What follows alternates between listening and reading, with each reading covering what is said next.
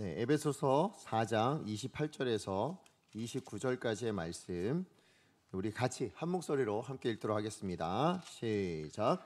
도둑질하는 자는 다시 도둑질하지 말고 돌이켜 가난한 자에게 구제할 수 있도록 자기 손으로 수고하여 선한 일을 하라. 무릇 더러운 말은 너희 입 밖에도 내지 말고 오직 덕을 세우는 데 소용되는 대로 선한 말을 하여 듣는 자들에게 은혜를 끼치게 하라. 아멘. 네, 오늘 주신 말씀을 가지고 세 사람의 삶 두 번째입니다. 도둑질과 더러운 말이란 주제로 여러분과 말씀 나누기 원합니다. 여러분 수학 공식 좋아하십니까? 뜬금없는 수학 공식이라고 생각하실 수도 있겠지만 사실 저는 수학 공식 별로 안 좋아합니다. 네, 저도 수학을 별로 좋아하지 않습니다. 제가 알고 있는 수학 공식 하면 생각나는 건 구구단이 전부인 것 같습니다. 네, 그래서 그죠? 구구단도 수학 공식입니다. 네. 그래서 제가 고등학교 다닐 때 여러분 혹시 수학의 정석이라고 요말 두꺼운 책 다들 이게 되게 오래된 책이라 하더라고요. 요즘도 나온다고 제가 들었습니다. 근데 한 60년대에 나왔던 책인데 이게 이제 저 때도 공부를 했었고 요즘도 이제 나온다라는 얘기를 제가 듣게 되었습니다. 근데 여러분 수학 정석 열심히 공부하셨습니까? 저는 너무 어려워서 그게 안 되더라고요. 그래서 주로 언제 썼냐? 책상에서 잘 때. 머리 받침으로 썼던 기억이 있습니다. 근데 제가 수학을 그렇게 싫어하게 됐던 이유가 뭐냐면 외워야 될 공식이 너무 많아서였던 것 같아요. 그렇지 않습니까? 그 공식이 너무 많더라고요. 그래서 제가 이번에 자료를 한번 찾아봤습니다. 그래서 자료를 찾아봤는데요. 여러분 보통 우리 중학생부터 고등학생들이 외우는 공식이 몇 개나 될 것 같으세요? 여러분 자녀들이 지금 공부하고 있는데 수학 공부하고 있는데 몇 개의 공식을 외우실 것 같습니까? 아니 우리 자녀들은 혹시 내가 몇 개나 외우고 있나? 혹시 몇 개 정도 외워야 될 것 같으세요? 제가 대한수학회에서요, 그 1학년부터 고등학교 3학년 때까지 중학교 1학년부터 자주 쓰는 그 수학 공식을 추려놨더라고요. 그래서 포스터처럼 만들어놨습니다. 몇 개일 것 같습니까? 한번 맞춰보세요. 그냥 생각 한 100개 정도 될 것 같다. 한 100개 이하로 될 것 같다. 100개 너무 많지 않냐? 그죠? 193개입니다. 이게 우리 중학교부터 고등학교 때까지 아이들이 배우는 수학의 공식, 일반적으로 쓰는 공식이 그 정도라고 이야기를 하더라고요. 그러니까 여러분 우리 자녀들이 얼마나 열심히 지금 노력하고 있는지 우리도 그랬지만 지나왔지만 사실 여러분은 몇 개나 외우고 계신 것 같으세요? 193개 중에 없잖아요. 제가 아까 말씀드렸던 구구단이 전 전부거든요. 예, 맞습니다. 그런데 사실은 이 수학 공식이 왜 중요하냐면 그러니까 어떤 문제를 접근하는 데 있어서 물론 그 수학 공식이 하나만 있는 건 아니에요. 그러니까 그 방법으로만 풀 수 있는 건 아니지만 그래도 그 공식이 대입했을 때 뭐예요? 답이 쉽게 나올 수 있도록 그러니까 표준으로 만들어 놓은 것이 공식이다라는 것이죠. 그래서 이 공식에 대입하면 그래도 많이 풀 수 있어요. 근데 문제는 뭐냐면 이 공식이 잘 외워지지 않는다는 게 문제죠. 자, 그러면 어떻게 외워야 되냐? 그래서 제가 사실 이번에 자료들을 찾아보면서 몇몇 이제 수학 선생님들이나 아니면 뭐 수학의 뭐 강사들이나 이런 분들이 이렇게 조언하는 것들이 인터넷에 나오더라고요. 대부분 공통적으로 나온 얘기가 뭐였냐면 원리를 외워야 그래야 이것도 쉽게 되어집니다. 무슨 얘기냐면 원리를 알고 외울 때 공식도 쉽게 외워지고 또 문제를 대입할 때 어떤 공식을 써야 되느냐도 사실 원리를 알게 되었을 때 그 원리를 이해한 사람이 거기다 적용할 수 있다. 그렇게 이야기를 하시더라고요. 그래서 그렇구나. 나는 무턱대고 외우려고 했었는데 이게 아니구나. 이 원리를 알아야 되는 거야. 이걸 좀 제가 확인하게 됐습니다. 근데 사실은 제가 이 말씀을 왜 드리냐면 우리 삶에도 문제들이 있지 않습니까? 정말 많은 문제들이 있는데요. 근데 이 문제들에 대한 그 해결할 수 있는 공식이 있나요? 어떻게 생각하세요? 우리 삶의 문제를 해결할 수 있는 공식. 이거는 별로 없는 것 같다라는 생각이 듭니다. 왜냐하면 워낙 다양하다 보니까 문제도 다양한데 그 문제에 대하는 사람들도 다양하다 보니까 이 다양함이 어떤 문제에 딱 공식에 대입할 수 있을 만한 그런 건 아니더라고요. 근데 인터넷에 보면 여러분 인생 공식이 정말 많이 나옵니다. 여러분 한번 찾아가셔서요. 인터넷에 한번 쳐보세요. 인생 공식. 이러면요. 정말 다양한 분야의 사람들이 다양한 인생 공식을 만들어서 그래서 이야기를 하더라고요. 그런데 여러분 그 공식들을 한번 다 찾아보시면 거의 비슷해요. 그러니까 인생 공식이라고 성공의 공식이라고 아니면 행복의 공식이라고 만들어낸 수많은 공식들이 나옵니다. 여러분 한번 찾아보시면 알아요. 제가 이번에 찾아보면서 수학 공식을 쳤는데 인생 공식이 나오더라고요. 그래서 인생 공식이랑 책도 있습니다. 그래서 그 책들을 이제 찾아보고 또 자료도 찾아보니까 거의 대부분 비슷합니다. 무슨 얘기냐면 거의 비슷한 원리에서 나오더라는 거예요. 그러니까 우리가 행복해지거나 우리 삶의 어떤 문제를 풀어갈 때 거의 비슷한 원리에서, 그러나 그 공식이 좀 다양하게 나올 뿐이지 원리는 비슷하더라라는 것을 제가 알게 된 겁니다. 근데 사실은 오늘 제가 본문을 보면서 그게 탁 쳐졌어요. 이게 무슨 얘기냐면, 오늘 사도 바울도요, 우리 인생에 하나님의 사람답게 우리가 성도답게 살아가는 데 있어서도 여러 가지 공식들이 아닌 먼저 가장 중요한 원리를 이야기하고 그 원리에 따른 구체적인 삶의 해결 방식들을 이야기해주고 있더라라는 것입니다. 자, 그렇다면 우리가 하나님의 사람으로 살아가는 데 있어서요, 우리가 하나님의 백성답게 살아가는 데 있어서, 특별히 지금 에베소서 말씀으로 보자면 삼위 하나님의 구원 사역으로 말미암아 교회 공동체를 이룬 성도된 우리가, 그리스도의 몸된 우리가 살아가는 삶의 방식, 그 원리는 무엇이어야 되냐? 그게 우리가 지지난주에 배웠던 22절부터 24절까지의 말씀 가운데 나옵니다. 그 원리가 뭘까요? 지지난주 하니까 생각도 안 나시죠? 예, 뭐였냐면 옛사람을 벗어버리고 새사람을 입으라. 이것이 바로 성도다운 삶의 원리다라고 이야기를 하는 겁니다. 자, 그러니까 뭐냐면 우린 이미 새사람을 입었지만 그러나 우리 안엔 여전히 죄성도 있고 우리 안엔 여전히 부족한 부분들이 있으니까 그 모든 것을 버리고, 그리고 나서 새사람을 입는 것, 버린 것이 중요한 것이 아니라 그 버린 것 자리에는 새 사람이 반드시 입어져야 된다. 이 원리를 이야기해주고 있더라라는 것입니다. 그리고 이 원리에 따라 이제 뭐예요? 우리에게 주어진 각각의 개개의 삶의 주제들에 대해서 그렇게 살아내야 됩니다. 이걸 이야기하고 있는 것이 우리 25절부터 32절까지의 내용이더라라는 것입니다. 자, 그러니까 여러분, 우리가 이 땅을 살아가는 데 있어서 정말 성도답게 살기를 원하신다면 반드시 이 원리를 기억하셔야 됩니다. 뭐예요? 옛사람은 벗어버려야 됩니다. 그리고 뭐 하셔야 돼요? 새 사람은 입기를 노력하셔야 된다는 거예요. 다시 해서 우리는 항상 훈련해야 되는데 옛사람은 버리는 훈련, 새 사람은 입는 훈련을 해야 된다라는 것입니다. 그렇기 때문에 오늘 우리가 지난주에는요, 두 가지 주제에 대해서 이 원리에 따라 이야기를 나눴었어요. 사실 지난주에 나눴던 주제가 뭐였죠? 네? 벌써 지난주 거도 기억이 안 나시는군요. 거짓이고 또 하나는 분노였습니다. 그죠? 이건 전하는 저의 문제겠죠. 네. 여러분에게 마음에 남기지 않도록 이렇게 하신 것 같아요. 너무 죄송합니다. 다음에 더 열심히 준비하도록 하겠습니다. 자, 오늘은 어떤 주제입니까? 도둑질과 더러운 말이라는 주제입니다. 그래서 오늘 저는 이 원리에 따라 우리 인생에 정말 성도답게 살아가는 데 있어서 이 원리에 따라 오늘 이 두 가지 주제를 또 다시 한번 여러분에게 이 원리에 입각하여서 여러분에게 말씀드리고 싶습니다. 사실 이건 제가 말하는 게 아니고 사도 바울이 그렇게 전해주고 있어요. 하나님 우리 가운데 그렇게 전해주고 있다는 것입니다. 그래서 그 말씀을 따라 우리가 이서 한번 살펴보기 원하는데요. 자, 첫 번째입니다. 첫 번째 주제가 뭐죠? 도둑질이라는 주제죠. 이 주제를 따라 우리가 옛사람을 버리기 위해서 어떤 훈련을 해야 되고 새 사람을 입기 위해서 어떤 훈련을 해야 되는가? 그 첫 번째입니다. 첫 번째는 이기적인 소유욕은 버려야 됩니다. 이기적인 소유욕을 버리는 게 옛사람을 버리는 훈련이고요. 두 번째 훈련은 뭐 해야 된다고요? 새 사람을 입는 훈련. 그건 뭐라고요? 내 것으로 나누는 훈련을 해야 됩니다. 내 것으로 나누는 훈련을 하는 것이 새 사람을 입는 것이다 라고 이야기합니다. 사실 오늘 본문에 나오는 도둑질이라는 이야기가 뜬금없어 보이기도 합니다. 왜냐하면 도둑질은 도둑이나 하는 것이다 라고 생각하기 쉽기 때문에 그래요. 그렇지 않습니까? 여러분, 여기 도둑을 업으로 삼으신 분, 도둑질을 아무도 안 계시잖아요. 그죠? 그런데 도둑질은 내가 하는 일도 아니고 내가 별로 상관도 없는 것 같은데, 근데 사도 바울은 왜 이 얘기를 했을까요? 그죠? 그 에베소 교회 안에 도둑질이 많아서 그랬을까요?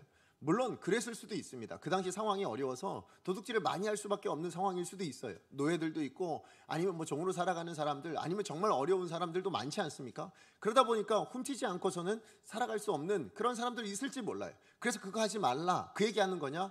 그러지 않습니다. 오히려 생각해 보시면 이 도둑질과 연관된 광범위한 영역들이 있다라는 거예요. 거기에 있어서 우리가 조심하고 주의하고 그것을 버려야 된다, 그 얘기를 하고 싶어서라는 것이죠.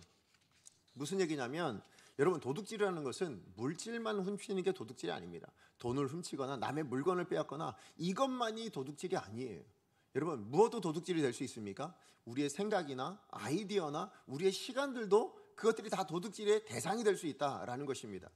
여러분, 요즘 뉴스에 많이 나오는 뉴스 중에 하나가 뭐냐면, 여러분, 많은 어려움들 있는 일들도 있지만 간혹 가다 보면 유명 연예인들의 논문 표절, 그죠? 이런 뉴스들이 많이 나오지 않습니까?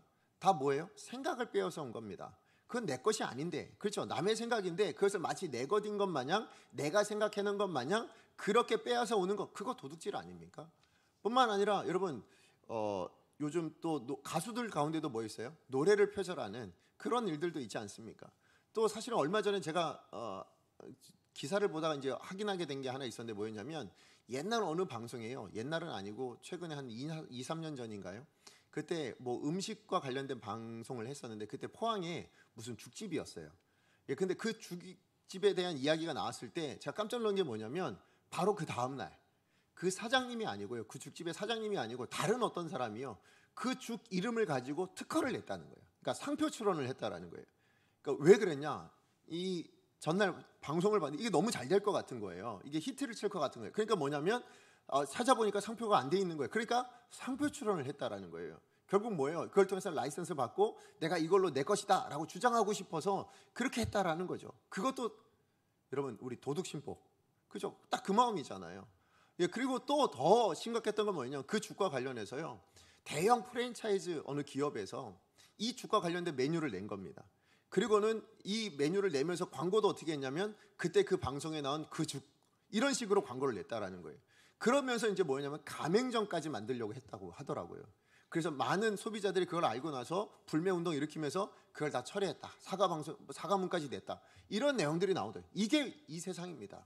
무슨 얘기예요? 내 것이 아닌데요, 그것이 내 생각도 아니고 내 아이디어도 아닌데 그것을 빼앗아서 마치 내 것인 것처럼, 내가 만들어낸 것처럼, 내 소유인 것처럼 그렇게 하는 것이 다 도둑질이라는 것입니다.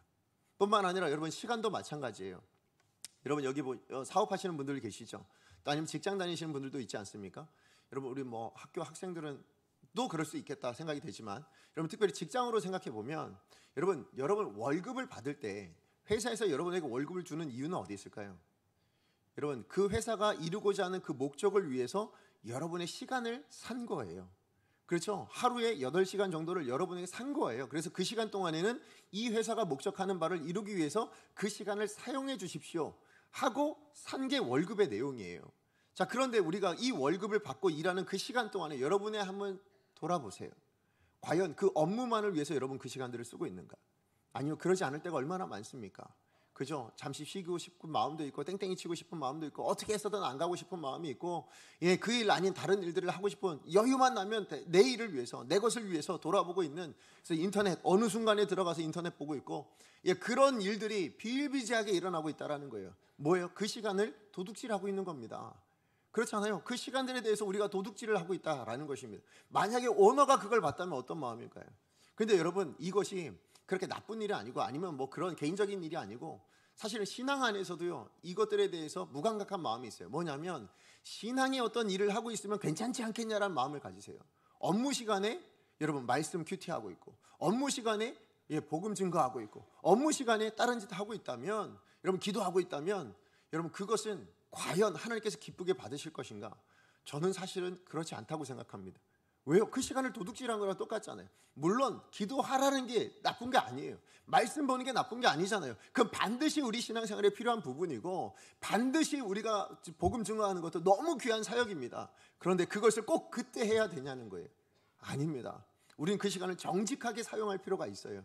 그리고 오히려 나의 시간에, 나에게 주어진 시간에 그때 내가 해야 될 일들을 감당하는 것이 진짜 정직한 거 아니냐는 거예요. 여러분, 세금도 마찬가지예요. 여러분, 세금에 대해서 우리 어떻게 생각합니까? 안 내는 거, 되도록이면 안 내고 싶고, 되도록이면 적게 줄여서 내고 싶고, 그런 마음들. 그래서 제대로 내면 뭐예요? 낼 거 다 내면 뭐예요? 바보 같다고 생각합니다.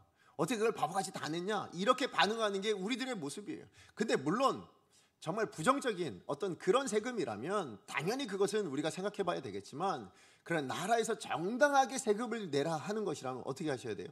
그건 정직하게 내는 게 맞는 겁니다. 그게 도둑질하지 않는 거예요. 그렇잖아요. 여러분, 우리가 어느 상황이 되었든, 그러니까 여러분, 도둑질이라는 것은 사실 우리가 그냥 간단하게 우리 어떤 물질을 하나 훔치는 거, 이거 아니에요. 우리 삶의 전반적인 내용 안에서의 이런 도둑질과 같은 양상들이 나타나는 것이 너무 많기 때문에, 그래서 오늘 뭐예요? 사도 바울이 이 도둑질에 대한 이야기를 하고 있다는 것입니다. 그런데 여러분, 신앙생활 안에서도 도둑질이 있다는 거 아세요?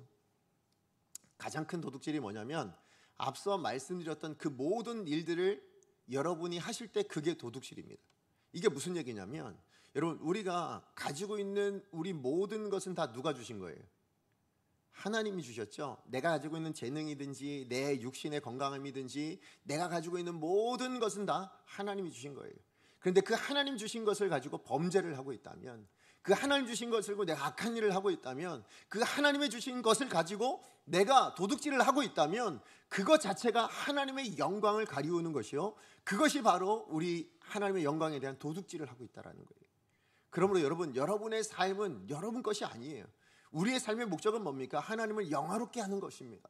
그런데 그 영화롭게 하는 것을 우리의 삶으로 말미암아 하나님 주신 것들로 말미암아 우리가 다 빼앗고 있다면 그것은 도둑질과 뭐가 다르냐는 거예요. 뿐만 아니라 여러분, 또 생각하신 건 긍정적인 것 안에서도 우리가 도둑질할 때가 있습니다. 뭐예요? 마치 내가 무엇인가 이루어냈을 때, 내가 어떤 일을 이루어냈을 때 그게 마치 내가 잘해서, 내가 뭔가 잘나서 그래서 이루어진 것처럼 착각하는 것, 그건 뭐예요? 하나님의 영광을 다시 도둑질하는 것과 똑같아요. 그렇잖아요. 여러분, 우리가 잘나서일까요? 아니요. 하나님이 잘해주셔서예요. 그렇죠? 우리가 잘나서가 아니에요. 하나님이 도와주셔서예요. 그러지 않고서는 우리는 이 일을 이뤄낼 수 있는 인생이 아무도 없어요. 여러분, 여기 있는 이호진 목사라는 사람이 이곳에서 설교하게 된 것이 제가 잘나서입니까? 제가 뭔가 능력이 탁월해서, 제가 여러분에게 정말 말씀 잘 전할 수 있는 어떤 능력이 있어서 그래서 전하는가? 아니요. 그러면 저는 오만한 자예요. 교만한 자예요. 하나님 저 같은 사람을 지금까지 쓰셨으니까 제가 이 자리에 있는 거예요. 하나님이 지금까지 저를 놓지 않으셨으니까 제가 이 자리에 있는 겁니다. 제가 신앙생활을요, 지금 돌아보니까 한 39년쯤 한 것 같습니다.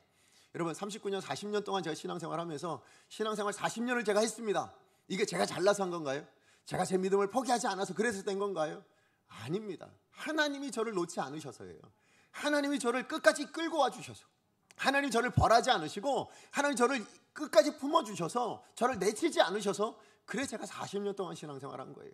그런데 우리는 뭐예요? 이것들이 다 자랑이지 않습니까?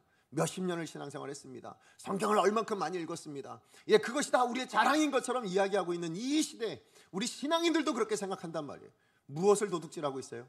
하나님의 영광을 도둑질하고 있습니다. 하나님의 열심을 도둑질하고 있는 거예요. 우리 손으로 수고한 것이 아닌 것들을 가지고 영광을 나타낸다면, 그걸 자랑하고 있다면 그것은 하나님의 영광을 훔치는 것과 똑같다라는 것이죠.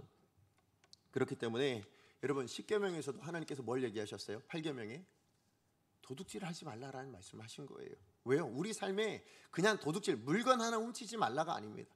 광범위한 우리 신앙생활부터 시작해서 일상의 삶까지 우리는 이 도둑질을 할 만한 많은 영역들이 있기 때문에, 예, 그래서 그것을 주의하게 하시기 위해서 이렇게 하셨다는 거예요. 그러면 여러분, 왜 이렇게 광범위하게 나타날까요?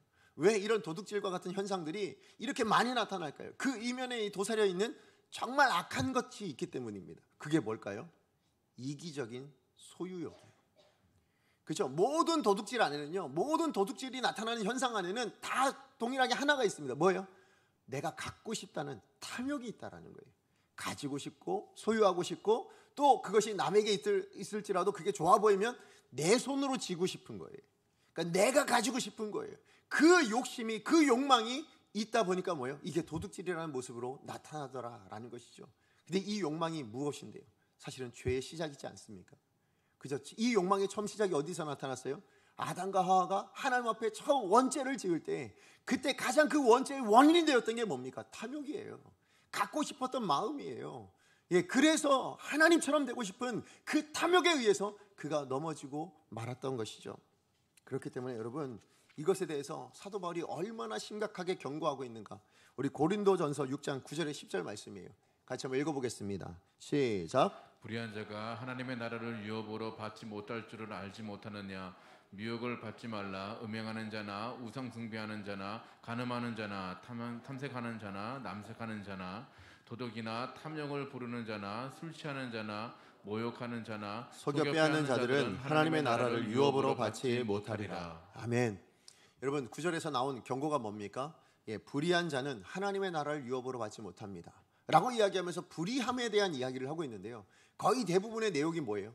도적, 탐욕, 예, 속여 빼앗는 거, 예, 이런 것들로 나타나고 있다는 겁니다. 무슨 얘기냐? 우리 삶의 많은 부분에 이 탐욕으로 인하여 나타나는 범죄함들, 불의함들이 너무 많다라는 것을 경고해주고 있다라는 것입니다.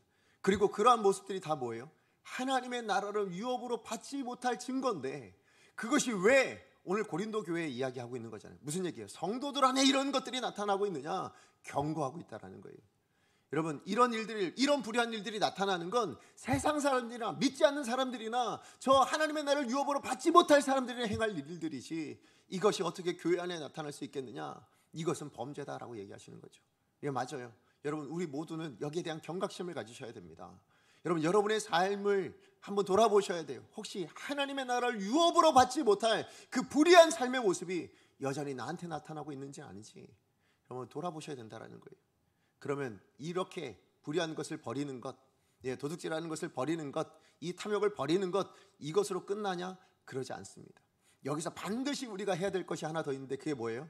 그 선한 것, 새 사람을 입는 훈련으로 들어가야 된다는 거예요. 이게 왜 중요하냐면, 여러분, 버리는 것으로 우리가 다 됐다라고 생각하시면 더 큰 위험성이 있어요. 여러분, 예수님께서 예화를 드셨을 때 뭐예요? 귀신을 하나 쫓아냈습니다. 귀신을 쫓아냈는데 어때요? 그 귀신이 나가서 곳곳을 돌아다 보니까 갈 데가 없는 거예요. 그래서 가다 안 돼서 다시 예전에 있던 그 영혼으로 찾아왔는데 그 영혼이 비어 있습니다. 비어 있는 걸 보고 어떻게 합니까? 이 귀신이, 사단이 자기 외에 다른 또 7 귀신을 더 데려다가 같이 들어가는 그런 이야기가 나옵니다. 무슨 얘기일까요? 뭘 교훈하는 걸까요? 그저 비워냈다라는 게 전부가 아니라는 거예요. 정말 비워내서 더 이상 그런 삶을 살지 않기를 원하신다면 거기에 무엇인가 들어올 수 없던 새로운 하나님의 뜻, 하나님의 말씀대로 되어지는 그 삶의 양식이 들어와야 된다는 것입니다. 이게 삶의 원리라는 거예요. 그렇기 때문에 여러분, 오늘 우리 성도다운 삶의 모습에는 분명히 2가지 원리가 있습니다. 하나가 뭐라고요? 버리는 겁니다. 옛사람 버리는 거예요. 그걸로 만족하셔는 안 돼요. 어디까지 가야 돼요? 새 사람을 입는 것까지 가야 되는데, 오늘 도둑질과 관련된 그럼 새 사람을 입는 것은 어디입니까? 자기 손으로 수고하여 선한 일을 하라는 것입니다. 자기 손으로 수고하여 선한 일을 하는 것이 새 사람을 입은 사람의 삶의 방식이다. 그렇게 지금 이야기를 하고 있습니다. 자, 그러니까 여러분, 지금 우리가 정말 옛사람의 모습을 버리고 탐욕을 버리고, 그래서 우리가 도둑질을 멈추려면, 그러려면 뭐 해야 돼요? 그저 버렸습니다로 되지 않아요. 제가 버리겠습니다 결단하는 걸로 되지 않아요. 그리고 하나님 앞에 기도하는 것으로도 되지 않습니다. 여러분, 기도만으로도 되지 않아요. 왜냐하면 오늘 사도 바울이 자, 이런 문제가 있으니 기도하십시오라고 답하지 않으셨잖아요. 그저 대안으로 내놓은 게 뭐예요? 기도하십시오. 하나님께 맡겨드리십시오. 그러면 바뀔 수 있습니다. 그렇게 이야기하고 있나요? 아닙니다. 여러분, 성령님은 도우시는 분이세요. 여러분, 믿으십니까? 대신하는 분이 아니세요. 돕는 분이세요. 무슨 얘기입니까? 내가 할 때, 내가 뭔가를 결정했을 때 그걸 도우시는 분이 성령님이에요. 그렇기 때문에 내가 훈련하기로 결단하셔야 됩니다. 그래서 우리가 해야 될 훈련이 뭡니까? 자기 손으로 수고하여 선한 일을 하는 것이라고 얘기하고 있습니다. 여기 나오는 이 수고라는 단어요. 여러분, 이 수고라는 단어가 어떤 뜻이냐면, 여러분, 헬라어로 코피아오입니다. 코피아오. 일단 단어 말부터가 딱 떠오르지 않으세요? 수고하여가 무슨 뜻이겠는지? 코피 나도록. 그죠? 예, 그런 의미처럼, 맞아요. 그런 의미가 담겨져 있어요. 뭐냐면 육체적으로 지칠 때까지, 기진맥진할 때까지 일하는 그 상태를 수고하여라는 단어입니다. 그러니까 코피가 쏟아지도록 그렇게 일하셔야 됩니다. 이런 의미가 담겨져 있는 게 코피아오에 담겨져 있는 의미라는 것입니다. 자, 그런데 이렇게 일을 하는 것, 근데 우리는 이런 일에 대해서 뭐냐면 그거 불행하다고 생각하거든요. 그렇죠? 그렇게 일하는 것보다 어떻게 일하는 게 좋아요? 적게 일하고 많이 받는 것이 복된 거 아니냐라고 생각하지만, 아니요. 우리 하나님의 사람은 이 노동에 대한 가치가 바뀌어야 됩니다. 여러분, 땀 흘리는 것이 얼마나 귀한 것인가를 아셔야 됩니다. 여러분, 하나님께서 이 노동을 처음 만드셨을 때 주신 게 왜 주셨을까요? 자, 생육하고 번성하여 땅을 다스려 이야기하셨어요. 정복하라 말씀하셨어요. 이게 처음 아담에게 주셨던 노동의 이유였습니다. 무슨 얘기예요? 하나님이 이 아담에게 기대가 있으신 거예요. 꿈이 있으신 거예요. 그걸 위해 주신 것, 그걸 성취하려고 주신 것이 노동이에요. 그렇기 때문에 여러분, 우리가 선하게 정말 땀 흘려서 그렇게 내 손으로 수고하여 얻는 것은 뭐예요? 하나님의 기대를 이루어내는 일입니다. 그러면 노동은 귀한 거예요. 여러분, 땀은 귀한 것입니다. 그게 결코 하찮은 게 아니에요. 그게 작은 사람 아니면 낮은 사람만 하는 거다? 아닙니다. 정말 땀을 흘려 수고하는 것은 하나님의 뜻을 이루어드리는 가장 귀한 방법입니다. 그래서 여러분, 이 가치를 깨닫고 우리는 수고하여 일하여야 된다. 그렇게 말씀하고 있어요. 자, 그러면 왜 수고해야 될까요? 여러분, 우리는 왜 수고해야 됩니까? 이 답에 대해서 여러분 이 답의 답의 뭐랄까요? 답의 내용에 따라서 그리스도인이냐 아니냐가 분별됩니다. 자, 여러분에게 여쭤볼게요. 여러분 왜 일하십니까? 여러분 일하시는 목적이 뭡니까? 행복을 위해서죠. 그죠? 나의 행복, 우리 가족의 행복, 그죠? 행복을 위해서 일하시지 않습니까? 자, 그런데 이 행복을 위해서라고만 생각하신다면, 나의 꿈을 이루기 위해서라고만 생각하신다면, 그건 세상 사람들도 똑같이 일하시는 방법이죠. 똑같이 추구하는 방법입니다. 왜 돈을 법니까? 예, 이 돈 벌어서요, 이제 앞으로 남은 날은 좀 편하게 살려고요. 행복하게 살려고요. 내가 추구하는 꿈을 이루며 살아가려고요. 이건 세상 사람들도 이야기하는 거예요. 그러니까 여러분, 여러분의 꿈이 거기에 머물러 있다면, 여러분 일하시는 일의 목적이 여러분 거기에 머물러 있다면, 그렇다면 세상 사람과 똑같습니다.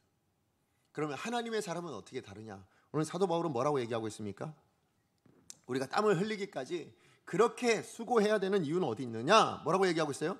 가난한 자들에게 구제할 것이 있도록이에요.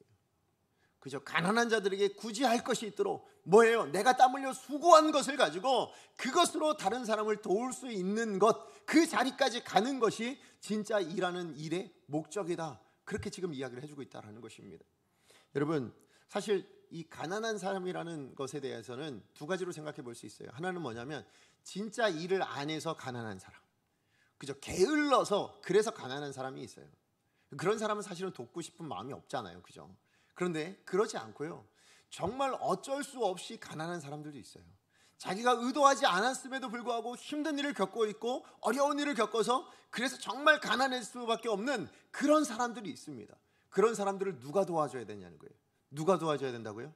내 손으로 수고하여 가진 것이 있는 사람이, 그 사람이 도와줘야 되는 것, 이게 우리 인생의 목적이다. 그것이 바로 성도다운 삶의 새 사람의 모습이다. 그렇게 지금 사도 바울이 이야기해주고 있다라는 것입니다. 그런 의미에서 여러분, 우리 기억해야 될 게 있어요. 뭐냐면 우리 성도는요, 받는 것보다 주는 것이 복되다라는 것을 아는 사람입니다. 뭐라고요? 받는 것보다 주는 것이 복되다. 네, 베푸는 것이 복이다. 이걸 아는 사람이 성도라는 것입니다. 여러분, 이건 제 말이 아니고요, 예수님의 말씀이에요. 자, 우리 사도행전 20장 35절입니다. 같이 한번 읽어보겠습니다. 시작. 범사에 여러분에게 모범을 보여준 바와 같이 수고하고 약한 사람을 돕고 또 주께서 친히 말씀하신 바 주는 것이 받는 것보다 복이 있다 하심을 기억하여야 할지니라. 아멘. 뭐라고요? 예수님께서 친히 말씀하셨다고 이야기합니다. 뭐라고 말씀하셨다고요? 주는 것이 받는 것보다 복이 있다. 예, 여러분, 우리 이 말씀을 기억하고 살아가야 될 줄로 믿습니다. 왜요? 우리가 하나님의 사람이니까, 우리가 예수님의 제자이니까, 우리는 예수님을 닮아가는 그 십자가의 길을, 예수님이 가신 그 길을 우리도 걸어가야 되니까 이 말씀의 복을 누리는 저와 여러분 되셨으면 좋겠습니다. 주는 것에 대한 복, 그죠? 그 복은 누가 주실까요? 세상이 주지 않아요. 하나님이 주실 줄로 믿습니다. 예, 하나님이 주시는 그 복을 받아 누릴 수 있는 저와 여러분, 우리가 되어지기를 간절히 소망합니다.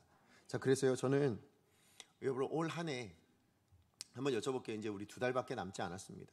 여러분, 올 한 해 달려오시면서 여러분은 여러분의 인생 가운데 뭘 남기셨습니까? 어떤 걸 남기셨나요? 이 한 해 동안에 여러분 마이너스 통장만 남았습니다. 이렇게 말씀하시는 분도 있을지 모르겠습니다. 정말로 코로나 때문에, 경제적인 이 침체 때문에 다들 어렵고 힘들게 사신 것 잘 알고 있습니다. 그러나 우리 인생에 이 한 해가 이것만 남아서 되겠습니까?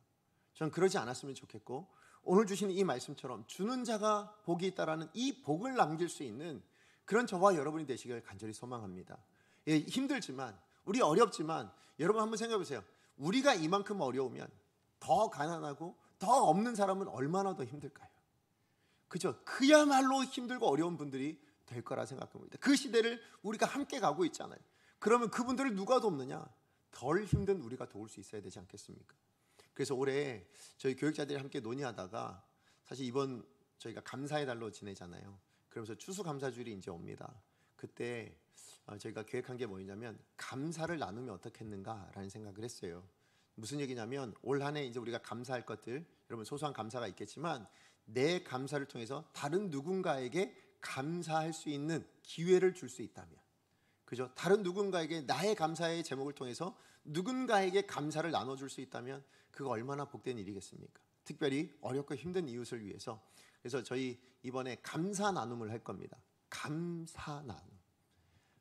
아마 오시면서 포스터 보셨을 텐데 감사가 있습니다. 뭐예요? 감하고 사과하고. 의미를 그렇게 담았어요. 그래서 사실은 정말로 우리가 감사를 좀 담자 해가지고 그런 의미로 이번에 감하고 사과를 준비해서 우리 그래서 인천 광역 푸드뱅크가 있더라고요. 그 어려운 이웃들에게 나눠주는. 그래서 그 단체에도 기부하고 그다음에 우리 주변에 또 수고하시는 분들 계시잖아요. 그분들에게 우리의 감사를 담아서 나눠드리면 어떨까? 그러면 그분들이 이 감사를 받고 또 감사할 수 있지 않겠느냐? 이런 마음이 있어서 그래서 저희 초등부부터 시작해 우리 미착부터 시작해가지고 우리 주일학교부터 우리 작년부에 이르기까지 이번 추수감사주일에는요 우리 감사를 좀 나눴으면 좋겠다. 그래서 감사합니다. 물론 이걸 했던 이유는 혹시나 홍시를 줬는데 그죠? 깨지면 그 마음이 깨지실까봐 그래서 딱딱한 걸로 생각한 게 감하고 사과예요. 단감하고 사과. 근데 뭐 다른 과일도 괜찮아요. 깨지지 않을 과일이면 좋을 것 같습니다. 어쨌든 여러분 우리 추수감사주일에 정말 마음을 모아서 온 가족이 마음을 모아서 우리 감사를 모아서 감사를 나눌 수 있는 그래서 우리 감사를 남길 수 있는 그런 한 해가 되었으면 좋겠습니다. 그래서 우리 내가 수고한 것으로 해요. 그죠? 내가 수고한 것으로 내가 땀 흘린 것으로 다른 누군가를 돕는 그것이 새 사람의 모습을 기억하고 우리 감사를 나누어 줄 수 있는 그런 저와 여러분 되기를 축복합니다. 자, 그런가 하면 두 번째입니다. 우리 두 번째 주제는 뭐였습니까? 더러운 말이죠. 이 더러운 말과 관련해서 우리 언어 생활과 관련해서 우리가 옛사람을 벗어버리는 것과 새사람을 입는 것은 그럼 무엇을 훈련해야 되는가? 자, 두 번째예요. 두 번째는 나쁜 말은 침묵하는 훈련을 하셔야 됩니다. 이게 옛사람을 벗어버리는 거예요. 그럼 새사람을 입는 것은 뭡니까? 유익한 말을 나누는 게 그게 새사람을 입는 훈련이라는 것입니다. 자, 그게 29절에 나와요. 우리 같이 한번 읽어보겠습니다. 시작. 그릇 더러운 말은 너희 입 밖에도 내지 말고 오직 덕을 세우는데 소용되는 대로 선한 말을 하여 듣는 자들에게 은혜를 끼치게 하라. 아멘. 오늘 분명히 이야기합니다. 뭐라고 얘기합니까? 더러운 말은 너희 입 밖에도 내지 말고 뭐예요? 말하지 말라라는 거예요. 침묵하라는 것입니다. 그리고 나서 그 다음에 뭐 하라고요? 선한 말을 하라. 다시 한번 말씀드려요. 우리가 비워내는 것이 중요하지 않아요. 안 하는 것이 중요하지 않아요. 거기에서 우리 한 걸음 더 나가서 뭐예요? 긍정적인 것, 하나님 원하시는 것을 하는 자리까지 가야 된다고요. 이게 생활의 우리 성도다운 삶의 원리인데 언어 생활에 있어서 뭐라고요? 부정적인 말, 더러운 말은 하지 말고 그 다음 뭐라고요? 유익한 말, 선한 말은 해야 된다. 지금 그렇게 말씀하고 있다라는 것입니다. 자, 그런데 여기 나오는 이 더러운이란 이 단어가 뭐냐면 여러분 이 더러운이란 단어가 원어로 뭐냐면 사프로스입니다. 근데 이 사프로스라는 뜻이 뭐냐면 썩은, 부패해서 그래서 나오는 악취, 그거를 사프로스라고 이야기합니다. 자, 그러니까 여러분 더러운 말은 어떤 의미가 되냐? 어떤 의미가 됩니까? 여러분 입에서 더러운 말이 나왔다라는 것은 그 말 자체가 더럽다기보단 뭐가 더럽다는 의미예요? 여러분 내면이 썩어 있다라는 의미예요. 그렇잖아요. 우리 입에서 만약에 더러운 말이 나왔다라는 건 그 말이 나오고 있는 우리의 내면이 썩어서 우리의 영혼이 썩어서 부패해서 그래서 악취가 튀어나온 게 뭐라고요? 그게 말로 나타난다. 지금 그 얘기를 하고 있다라는 것입니다. 그래서 이런 악취를 막아내기 위해서 그럼 우리는 뭘 해야 되냐? 말 안 하는 게 중요한 것이 아니고 뭐예요? 거기에 선한 것을 입혀야 된다는 거예요. 선한 것을 해야 된다는 거예요. 그래야 우리 내면이 뭐예요? 선하게 나타날 수 있다. 지금 그것을 이야기해 주고 있다는 것입니다. 여러분 우리 아이들 동화 중에요 다이아몬드와 두꺼비라는 그런 동화가 있습니다. 이게 뭔 동화인가 싶겠지만 여러분 골격은 그겁니다. 두 자매가 있었는데요 이 두 자매 중에 동생이 마음이 그렇게 착한 겁니다. 근데 이 동생이 마음이 착해서 하는 말마다 그래서 나중에 이제 결과적으로 어떤 게 된 거냐면 말할 때마다 그 입에서 다이아몬드가 나오고 꽃이 쏟아져 나오는 그런 저기가 됐고 첫째 언니는 어떻게 됐냐? 이 언니는 마음씨가 너무 나쁜 거예요. 그래서 나중에 결과적으로 어떻게 되냐? 나중에는 말만 하면 그 입에서 뱀이 나오고 두꺼비가 나오고 그렇게 되어졌다. 그래서 결과가 나중에 동화의 끝이 뭐냐면 당신의 언어는 어떻습니까? 이거예요. 여러분 여러분의 언어는 어떻습니까? 여러분의 입에서는 다이아몬드가 나오고 있습니까? 꽃이 나오고 있습니까? 아니면 두꺼비, 뱀처럼 남을 해치는 그런 말들이 나오고 있느냐? 여러분 정말로 우리 입을 한번 돌아볼 필요가 있어요. 우리의 생각을 돌아볼 필요가 있다라는 것입니다. 왜냐하면 이것이 왜 중요하냐? 여러분 더러운 말은 생각날 때가 있어요. 특히 안 좋은 일, 악한 일, 아니면 악한 사람을 만나면 그때 우리 안에 부정적인 마음이 생기잖아요. 근데 이것을 내놓는 것이 문제가 됩니다. 무슨 얘기냐? 여러분, 다윗이 시편 39편 1절에 이렇게 이야기했어요. 우리 같이 한번 읽어봅니다. 시작. 내가 말하기를 나의 행위를 조심하여 내 혀로 범죄하지 아니하리니 악인이 내 앞에 있을 때에 내가 내 입에 재갈을 먹이리라 하였도다. 아멘. 여기 보면 내가 범죄하지 않기 위해서 결단한 게 있어요. 그게 뭡니까? 여러분, 내가 악한 말을 하지 않겠다라는 정도가 아니에요. 이게 무슨 얘기냐면 내가 악해서 악한 말을 한다가 아니라, 여러분, 지금 내 앞에 누가 있어요? 악인이 있어요. 내 눈앞에 악한 사람이 있어요. 나한테 범죄한 사람이 있어요. 나한테 잘못한 사람이 있어요. 예, 그 잘못한 사람에 대해서 내가 반응을 할 때에 뭐 한다고요? 나는 내 입에 재갈을 물리겠다. 무슨 얘기예요? 내 혀로 범죄하지 않겠다라는 것입니다. 이게 왜 중요하냐면, 여러분, 악한 사람은 그 악을 누가 한 거예요? 내가 한 게 아니라 그 사람이 한 거예요. 그럼 그 악에 대한 책임은 누가 집니까? 그 사람이 지게 돼 있어요. 하나님이 그 악에 대해서 책임을 누구한테 물을까요? 그 사람에게 묻게 돼 있다라는 거예요. 자, 그런데 그 사람의 악을 통해서 내가 전염이 돼서 뭐예요? 내가 악한 말을 만약에 하게 되어진다면 그 악한 말은 누굴 더럽히는 거예요? 나를 더럽히는 거예요. 내가 하나님 앞에서 책임져야 될 범죄함을 만들어내고 있다는 거예요. 나 그거 하지 않겠습니다 라는 것입니다. 이게 새 사람의 모습이라는 것입니다. 왜요? 나는 하나님의 사람이니까. 그렇죠. 나는 하나님 앞에 범죄하지 않아야 되니까. 나는 하나님 앞에 죄를 짓는 것은 그 어떤 것보다도 싫어해야 될 사람이니까. 그게 뭐예요? 내 앞에 나에 대해서 악을 행하는 사람이 있다 할지라도 나는 내 입술로라도 범죄하지 않겠습니다. 그래서 뭐 한다고요? 재갈을 물리겠다. 그렇게 지금 이야기를 하고 있는 것입니다. 예, 맞아요. 여러분, 여러분의 입술로 왜 범죄를 하십니까? 누군가 여러분에게 잘못했다고 왜 여러분의 입술로 범죄를 하십니까? 그래서 그 죄는 누가 짓는 건데요? 여러분이 짓고 있는 거잖아요.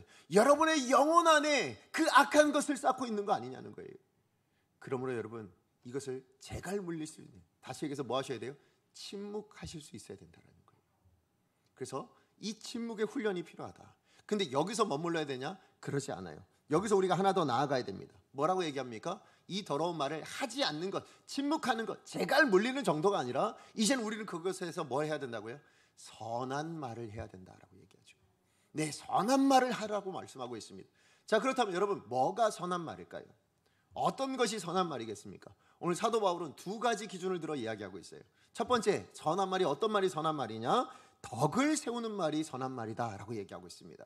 29절의 말씀에 보시면 덕을 세우는 말이라고 얘기해요. 근데 여러분, 사실 이 덕을 세우다라는 이 말이요, 헬라어 안에서는요, 덕이란 단어가 없어요. 그러니까 뭐냐면 오이코도메라는 단어 하나만 쓰여져 있습니다. 근데 이 오이코도메라는 단어는 뭐냐면 그저 세우다라는 뜻이 있어요.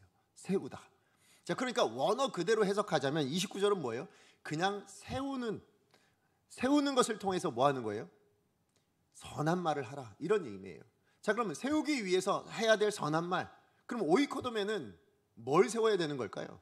뭘 세우는 게, 어떤 덕을 세우는 게 그러면 선한 말이냐? 내 덕을 세우는 거냐? 그거 아니라는 거예요. 그 어떤 말을 해가지고 내가 선하다, 내가 착하다, 참 저 사람은 말도 참 예쁘게 합니다, 이거 하라고 하는 게 아니에요. 여러분, 뭘 세우라고 이 세우는 것이 선하다고 이야기하느냐?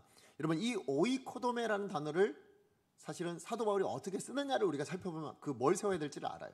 여러분, 에베소서에 보시면 이 오이코도메가 몇 번 반복돼서 쓰였어요. 자, 에베소 4장 12절입니다. 우리 같이 한번 읽어보겠습니다. 시작. 이는 성도를 온전하게 하여 봉사의 일을 하게 하며 그리스도의 몸을 세우려 하심이라. 자, 에베소 4장 16절 하반절도 마찬가지예요. 같이 한번 읽어봅니다.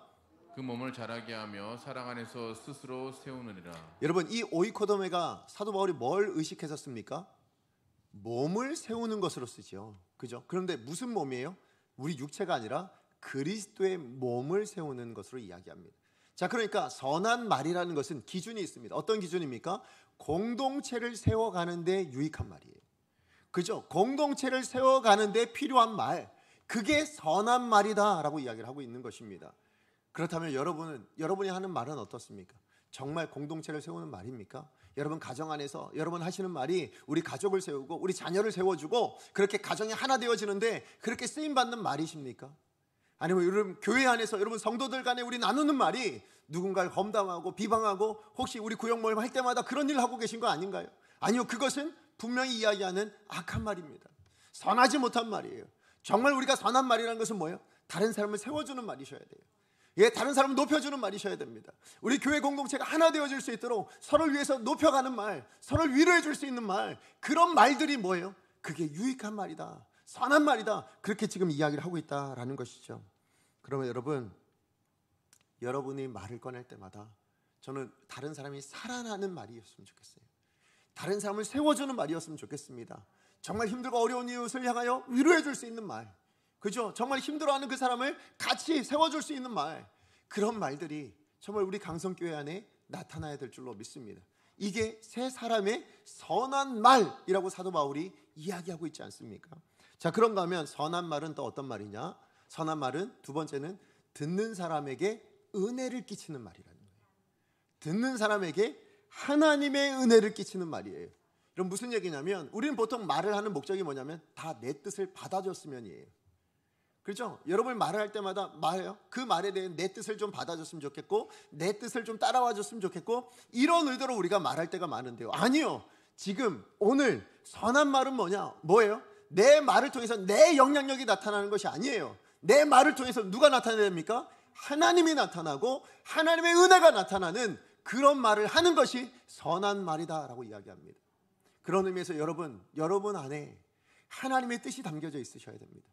여러분 어떤 말을 하나 하더라도 그 말이 과연 하나님의 뜻에 합한가, 하나님 원하시는 말인가, 이것을 통해서 하나님의 은혜가 나타나겠는가, 그 사람에게 하나님의 뜻이 이것이었구나, 하나님의 말씀이 이런 말씀이었구나, 그것을 나눠줄 수 있고 그 은혜를 끼칠 수 있는 말이었는가, 이것을 여러분이 돌아보셔야 된다는 거예요. 이것이 선한 말이다 라고 이야기를 합니다. 그래서 여러분, 우리가 항상 기억하셔야 돼요. 이 원리, 우리 말을 할 때요, 항상 먼저 뭐예요? 말하지 말고 침묵이 있으셔야 돼요. 그리고 뭐 하셔야 돼요? 말을 할 수 있어야 돼요. 그래서 침묵은 어떤 말이요? 나쁜 말, 더러운 말이에요. 부패한 말, 우리 속에서 내면에서 나오는 그런 부패한 말 말고요, 하나님의 말씀이 나와야 됩니다. 하나님의 뜻이 나와야 된다는 거예요. 이거는 제 말도 아니고 사도 바울만의 이야기도 아니에요. 여러분 예레미야 1장 7절 말씀, 우리 하나님께서 예레미야에게 이렇게 말씀하셨어요. 같이 한번 읽어봅니다. 시작. 여호와께서 내게 이르시되 너는 아이라 말하지 말고 내가 너를 누구에게 보내든지 너는 가며 내가 내게 무엇을 명령하든지 너는 말할지니라. 아멘. 자, 이 말의 배경은 뭐냐면, 하나님께서 이스라엘 백성들을 위해서 이제 선지자로 예레미야를 세웁니다. 그래서 예레미야를 부르는데 그 예레미야가 자기는 선지자로 감당하지 못하겠다라는 생각이 드는 거예요. 왜냐하면 자기가 너무 부족합니다. 그래서 뭐라고 표현하면 자기를 아이라라고 표현한다는 거예요. 그러니까 자기 자신만 보면 난 선지자로 합당하지 않습니다. 제가 뭐라고, 제까짓 게 뭐라고, 이런 부정적인 모습들을 보고 하나님 앞에 저는 아이라서 못 가겠습니다. 저는 선지자로 저는 감당할 수 없습니다. 이렇게 얘기하는 거예요. 그때 하나님께서 뭐라고 얘기하시는 거예요? 너는 아이라 말하지 말고, 무슨 얘기예요? 너는 너의 부정적인 것만 보고 너의 부정적인 감정에서 솟아나오는 그런 말들만 내뱉지 말고 내 앞에서, 그러니까 말하지 말고, 그 다음 뭐 하라고요? 내가 내게 무엇을 명령하든지 너는 말할지니라. 무슨 얘기입니까? 내 말을 전해야지, 내 뜻을 전해야지, 내가 하라고 하는, 내가 원하는 그것을 나누는 인생이 되어야지, 그것을 말하는 인생이 되라 라고 말씀하십니다. 그래서 여러분 기억하셔야 돼요. 여기서 나온 거예요. 제가 언젠가 여러분에게 말씀드린 게 있어요. 말하지 말고 말합시다. 제가 이 얘기를 말씀드렸을 때 근거가 여기 있는 거예요. 말하지 말고 말합시다. 우리의 부정적인 것, 그거 말하지 마세요. 그거 나오고 싶어도 말하지 마세요. 그게 여러분에게 죄로 돌아갑니다. 여러분이 심령의 죄를 짓고 있는 것입니다. 그러지 마시고요, 말하십시오. 뭘요? 하나님의 뜻, 은혜로운 말, 선한 말, 세워주는 말, 회복시킬 수 있는 말, 위로할 수 있는 말, 사랑의 말, 이런 것들만 담으시라는 거예요. 이것이 세 사람의 모습이다 라고 이야기합니다. 그래서 여러분 이 말을 통해서 우리는 나의 나됨을 알 수 있다. 이거 반드시 기억하셔야 돼요. 그래서 마태복음 12장 34절에 35절이요. 우리 같이 한번 읽어보겠습니다. 시작. 독사의 자식들아, 너희는 악하니 어떻게 선한 말을 할 수 있느냐? 이는 마음에 가득한 것을 입으로 말함이라. 선한 사람은 그 쌓은 선에서 선한 것을 내고 악한 사람은 그 쌓은 악에서 악한 것을 내느니라. 아멘. 굉장히 두려운 예수님의 말씀이셨어요. 독사의 자식들아. 그죠? 굉장히 무서운 말이잖아요. 얼마나 화가 나셨는지 아시겠죠? 사람을 위해서 그렇게 긍휼히 여기시는 예수님께서 독사의 자식들아 라고 외치셨어요. 그러면서 뭐라고 말씀하시냐면, 자, 너희는 악하다라고 얘기합니다. 왜 악하다고 얘기하셨을까요? 그게 35절에 나온 거예요. 뭐냐면 너희들의 말을 보니 너희가 악하다라고 얘기하는 거예요. 자, 말은 어디서 나오냐? 선한 사람은 그 쌓은 선에서 나온다. 악한 사람은 악한 말이 어디서 나오냐? 그 쌓은 악에서 나온다. 지금 무슨 얘기냐면 여러분, 이 말을 하고 있는 것이 바리새인들에게 하신 말씀이에요. 근데 바리새인들은 뭐예요? 벌써 하나님의 자녀라고 생각하는 사람들이에요. 그러니까 우리의 모습도 마찬가지입니다. 저와 여러분, 우리는 다 하나님의 사람들이고 하나님의 백성들 맞고 새 사람 맞아요. 그런데 여러분 마음 안에 악한 것이 쌓여 있으면, 내가 아무리 새 사람이어도 내 안에 악한 것이 쌓여 있으면 내 말은 악하게 나올 수밖에 없다는 거예요. 남을 비판하고 남에게 상처를 주고 그런 말들만 나올 수밖에 없다는 거예요. 그런데 내 안에 선이 쌓여져 있으면 뭐가 나온다고요? 선한 것이 나온다. 여러분 입술을 한번 살펴보십시오. 여러분 선하신 내면을 가지고 계십니까? 선한 것이 쌓여 있으십니까? 악한 것이 쌓여 있으십니까? 저는 바라기는 우리 강성의 모든 성도님들은 이 선한 것이 쌓여서 선한 것이 나오실 수 있는 여러분의 말씀, 언어 생활이시기를 축복합니다. 예, 우리 말씀의 결론을 맺겠습니다. 이것과 똑같은 원리로 여러분께 말씀드리고 싶은 게 있어요. 우린 새 사람이잖아요. 그럼 새 사람이면 우리는 어떤 열매 맺어야 돼요? 새 사람다운 열매를 맺어야 돼요. 도둑질은 버리셔야 돼요. 이 열매가 나타나서 안 돼요. 뭐가 나타나야 돼요? 내가 땀 흘려 수고하는 것으로 다른 사람을 돕는 것이 나타나야 된다. 이 열매가 나타나야 된다는 거예요. 그럼 또 한편으로 뭐예요? 언어 생활에 있어서도 부정적인 말, 남을 험담하고 남을 비판하고 이런 말들이 교회 안에서도 얼마나 많습니까? 물론 그 사람이 나쁠 수 있어요. 그 사람이 잘못할 수 있어요. 그런데 왜 그 말을 여러분이 입술에 담아서 여러분 스스로 죄를 짓고 계시냐고요. 그건 뭐예요? 여러분 안에 내면에 악한 것이 쌓여있기 때문에 그렇다라는 거예요. 그래서 여러분 예수님께서 하셨던 이 말씀 기억하셔야 돼요. 여러분 마태복음 12장 33절 우리 마지막으로 같이 한번 읽어보겠습니다. 시작. 나무도 좋고 열매도 좋다 하든지 나무도 좋지 않고 열매도 좋지 않다 하든지 하라. 그 열매로 나무를 아느니라. 아멘. 여러분 제가 목사라고 제가 좋은 나무일까요? 여러분 장로님은 좋은 나무입니까? 권사님은 좋은 나무입니까? 겉으로 드러나는 나무가 아니라 뭘 보셔야 된다고요? 정말 좋은지를 알기를 원하신다면 그분의 열매를 보셔야 됩니다. 그분의 언행이 어떠한지를 보셔야 돼요. 정말 남을 비방하고 남을 깎아내리고 그렇게 해서 서로 분란을 일으키고 이런 말들이 나온다면, 남을 미워하는 말들이 나온다면 그분의 나무는 결코 좋은 나무라 할 수가 없어요. 여러분의 삶 안에 여러분 안에 탐욕이 일어나고 남의 것을 가지고 그것을 내 것처럼 그렇게 여기고 살아가는 것도 결코 좋은 나무가 될 수 없다라고 말씀하십니다. 오늘 저와 여러분 우리를 예수 그리스도에게 접붙여져 있는 그리스도의 나무입니다. 우리에게 맺어지는 열매가 아름다운 열매이기를, 정말 우리가 새 사람의 열매를 맺어낼 수 있는, 여러분 그래서 우리가 누가 신앙이 좋습니까를 뭘로 판단하셔야 됩니까? 우리 삶의 열매로 판단하실 수 있는 그런 저와 여러분 되어지기를 간절히 소망합니다. 우리 시간에 같이 말씀 기억하면서 찬양하기 원합니다. 주 안에 우린 하나라는 찬양입니다. 맞아요. 주 안에 우리는 하나입니다. 한 나무 안에 있어요. 우린 다 새 사람으로 하나 된 존재입니다. 그래서 뭘 바래요?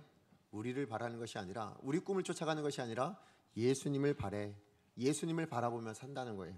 그래서 나타나는 것이 뭡니까? 사랑과 선행, 서로 격려하고 따스함으로 보듬어가는 모습들, 주 안에서 함께하니 형제 자매의 기쁨과 슬픔을 함께 공유하고 나누는, 그래서 누군가 나를 봤을 때 내 모습 안에 예수님이 보일 수 있도록, 그죠? 누군가 나의 말과 나의 언행을 보고 저분은 예수님을 닮아 저렇게 행동하는구나, 예수님을 닮아 저렇게 말씀하시는구나, 이걸 보여줄 수 있는 그런 공동체, 이것을 고백하는 게 저는 이 찬양이라고 생각합니다. 그래서 이 찬양의 원 제목이 뭐냐면 기대더라고요. 기대. 이게 우리의 기대일 뿐만 아니라 하나님의 기대이심을 믿고 우리 함께 이것을 믿음으로 고백합니다. 주 안에 우린 하나.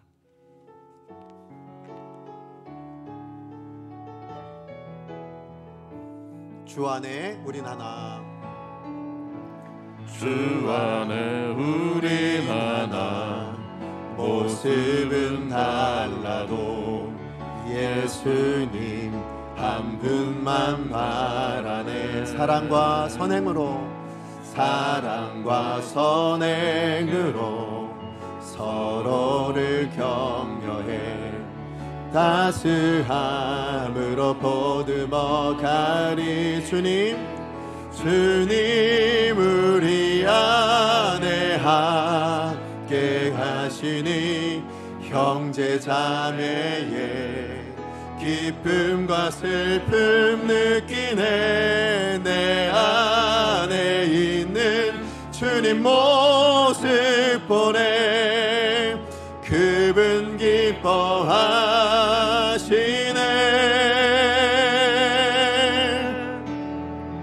주님 우리를 통해 계획하시니 부족한 입술로 찬양하게 하시니.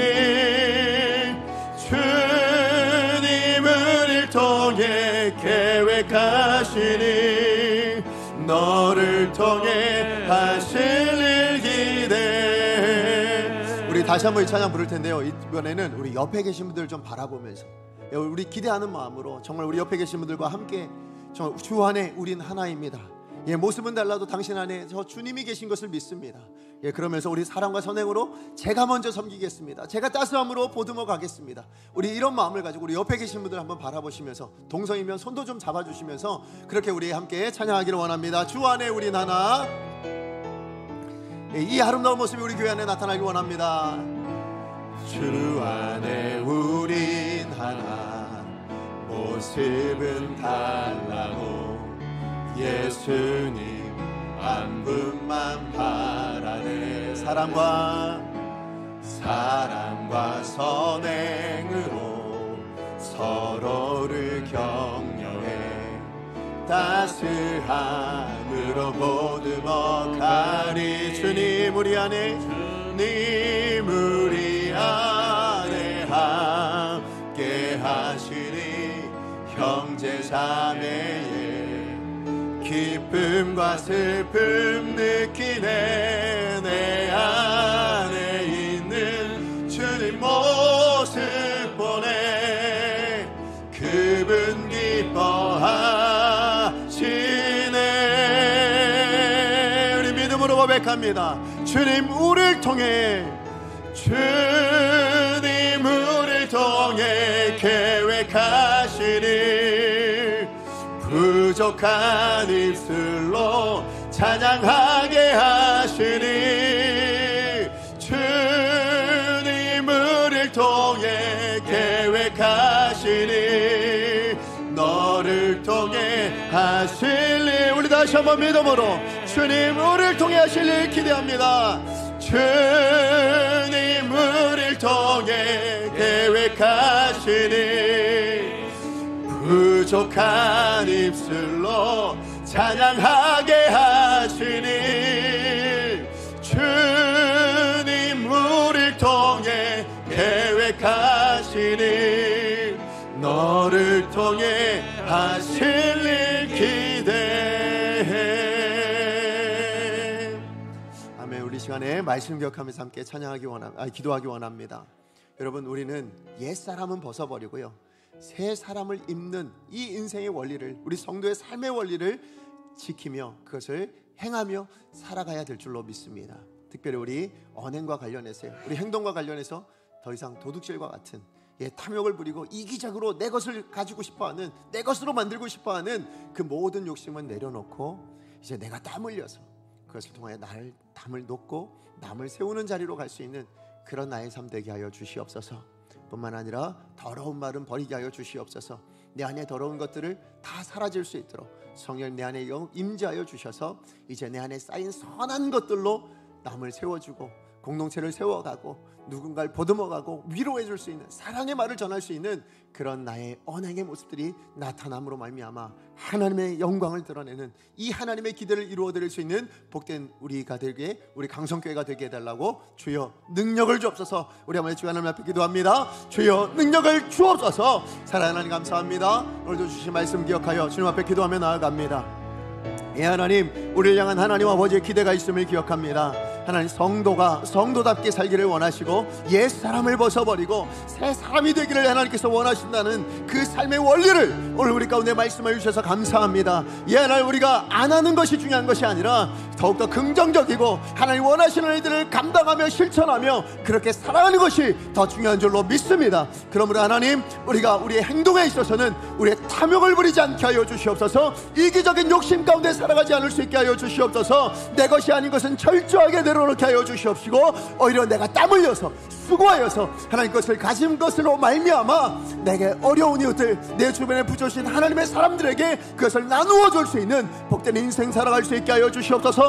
주는 것이 복되다는 이 복을 누릴 수 있는 귀한 우리 성도님들 되게 하여 주실 뿐만 아니라 하나님 우리 안에 더러운 것들 나오지 않을 수 있도록 침묵의 훈련을 허락하여 주시옵소서. 우리 내면에 더러운 것들이 우리 입 밖으로 나오지 않을 수 있도록 그것을 통하여 또 우리 영혼 가운데 범죄하지 않을 수 있도록 하나님 정말 우리의 침묵의 훈련을 허락하여 주실 뿐만 아니라 더 나아가서 하나님 선한 말들을 나눌 수 있게 하여 주시옵소서. 우리 영혼에 유익한 말들을 나눌 수 있도록 공동체를 세워가고 하나님의 은혜를 끼칠 수 있는 그런 말들을 감당함으로 말미암아 우리가 하나님의 나무요, 우리가 하나님의 나무에 깃들여진 가지요, 우리가 하나님의 자녀임을 하나님 많은 사람들에게 보여줄 수 있는 하나님의 영광을 드러낼 수 있는 귀한 하나님의 사람들 다 되게 하여 주시옵소서.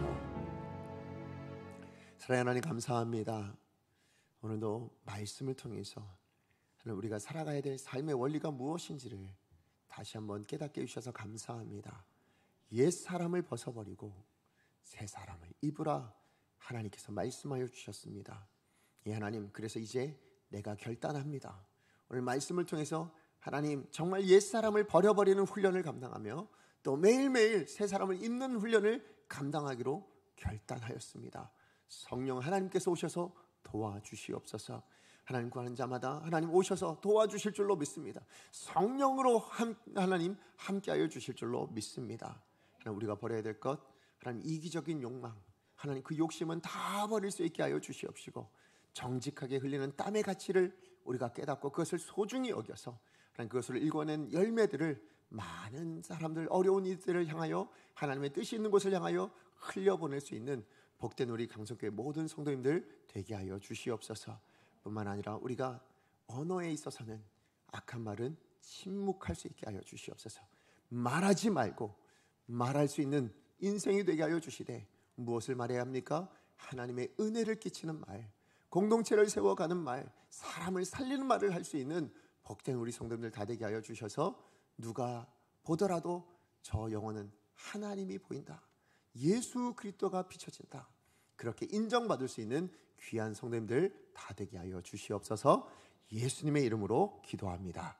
아멘.